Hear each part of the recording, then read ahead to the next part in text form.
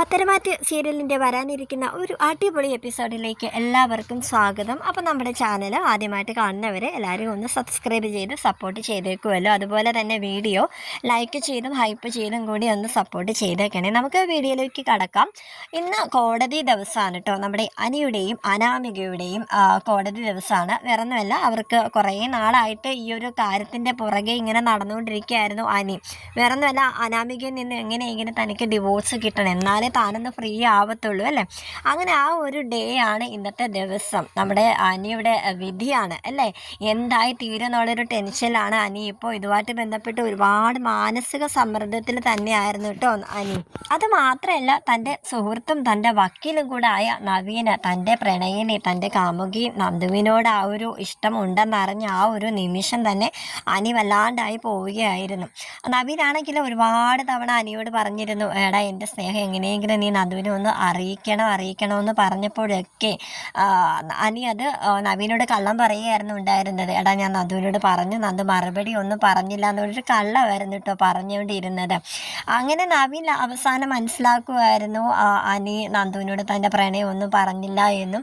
പിന്നീട് ഇവർ തമ്മിൽ രണ്ടുപേരും കുറേ നാളായിട്ട് സ്നേഹത്തിലാണ് എന്നൊക്കെ നവീൻ മനസ്സിലാക്കുകയായിരുന്നു. പിന്നീട് നവീൻ തന്നെ അതിൽ നിന്ന് ഒഴിഞ്ഞു മാറുകയാണ് കേട്ടോ ഉണ്ടായത്. പക്ഷേ ഈ ഒഴിഞ്ഞു മാറ്റം അത് നവീൻ്റെ ഉള്ളിൽ തന്നെയാണ് കേട്ടോ. കാരണം അനിയോട് നന്ദുവിനോടും ഇപ്പോൾ തനിക്ക് നന്ദുവിനോട് സ്നേഹമൊന്നുമില്ല. കാരണം അവർ തമ്മിലുള്ള സ്നേഹം മനസ്സിലാക്കിയതുകൊണ്ട് ഞാൻ പിന്മാറുകയാണെന്നുള്ളൊരു കാര്യമൊന്നും ഇവരെ രണ്ടുപേരെ അറിയിക്കുന്നില്ല. അതുകൊണ്ട് തന്നെ അനിക്ക് നന്ദുവിന് ഭയങ്കരമായിട്ടുള്ളൊരു ടെൻഷനിൽ കൂടിയാണ്. കാരണം നവീന് അത്രമാത്രം അവർ നല്ലൊരു സുഹൃത്ത് ബന്ധമായിരുന്നു അവർക്കിടയിൽ ഉണ്ടായിരുന്നത്. ഈ ഒരു കാര്യം വന്നപ്പോഴത്തേക്ക് ആ ഒരു കാര്യത്തിൽ കുറച്ചൊരു പുറകിലോട്ടായിപ്പോയി അവരുടെ 3 പേരുടെ ഒരു സൗഹൃദത്തിൽ.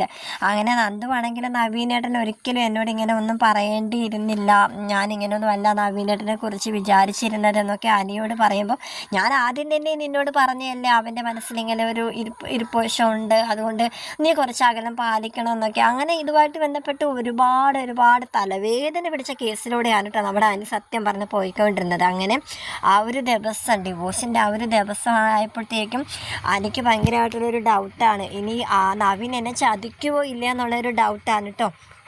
അങ്ങനെ തന്നെ ആയപ്പോഴത്തേക്കും നമ്മുടെ മുത്തശ്ശനെ കൊണ്ട് മൂർത്തി മുത്തശ്ശനോട് എന്നിട്ട് അനി പറയുന്നുണ്ട്, മുത്തശ്ശ ഒന്ന് പിന്നെ നമ്മുടെ നവീൻ വക്കീലിൻ്റെ മുത്തശ്ശൻ നരസിംഹ മുത്തശ്ശനെ ഒന്ന് വിളിച്ചിട്ട് ഒന്ന് സംസാരിക്കണം, എനിക്ക് അവന് നല്ല ഡൗട്ടുണ്ട് എന്നൊക്കെ ഇങ്ങനെ പറയാനുണ്ട്. അങ്ങനെ മൂർത്തി മുത്തശ്ശനാണെങ്കിൽ മനസ്സോടെ വിളിച്ചിട്ട് നരസിംഹ മുത്തശ്ശനെ വിളിച്ചിട്ട് പറയുന്നുണ്ട്, കൊച്ചുമോനോടൊന്ന് പറഞ്ഞേക്കണമെന്നൊക്കെ പറയുകയാണ്. അപ്പോൾ അത് വന്ന് നരസിംഹ മുത്തശ്ശൻ നവീനോട് പറയുന്നുണ്ട്, ഇതുപോലെ വിളിച്ചു, നിന്നെ ഇത്തിരി ഡൗട്ടുണ്ടെന്നാണ് തോന്നുന്നത്, എന്താ നിങ്ങളുടെ ഫ്രണ്ട്ഷിപ്പിൽ എന്തെങ്കിലും തകരാറ് പറ്റുമോ എന്നൊക്കെ നവീനോട് ഇങ്ങനെ ചോദിക്കുന്നുണ്ട് കേട്ടോ.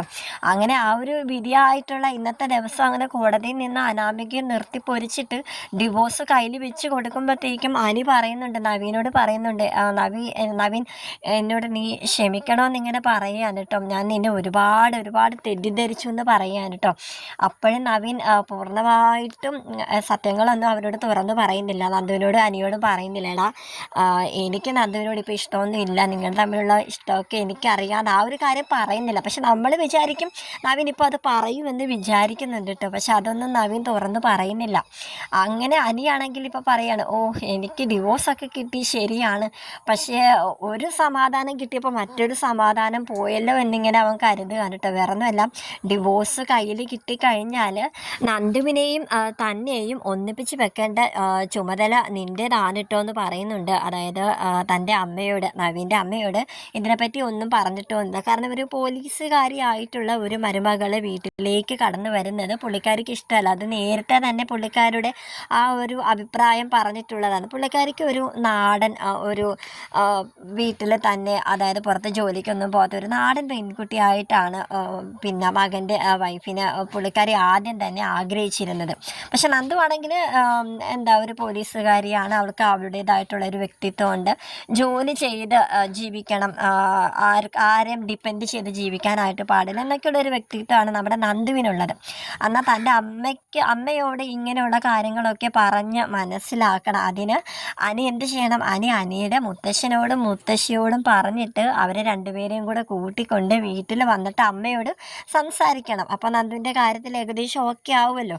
അതൊക്കെയാണ് നവീൻ അനിയോട് പറഞ്ഞത്. അപ്പോൾ ഇങ്ങനെ ഡിവോഴ്സ് നേടിക്കൊടുത്തതിന് ശേഷം ഈ കാര്യം പറയുമ്പോഴത്തേക്കും അനി പറയുന്നുണ്ട്, എടാ ഇപ്പോൾ ഞാൻ അഥവാ ഇപ്പം മുത്തശ്ശിയെയും കൂട്ടിക്കൊണ്ട് വീട്ടിൽ വന്നിട്ടും നിൻ്റെ അമ്മ ഇതിനൊന്നും സമ്മതിക്കുന്നില്ല, വഴങ്ങുന്നില്ല എങ്കിൽ നീ എന്ത് ചെയ്യുമെന്ന് പറയുമ്പോഴത്തേക്കും അപ്പം പിന്നെ ഞാൻ അമ്മയുടെ അഭിപ്രായം ഒന്നും നോക്കാനോട്ടൊന്നും പോകുന്നില്ല, ഞാൻ എൻ്റേതായിട്ടുള്ള വഴിയിലൂടെ ഞാൻ പോകുമെന്ന് ഇങ്ങനെ പറയാൻ കേട്ടോ.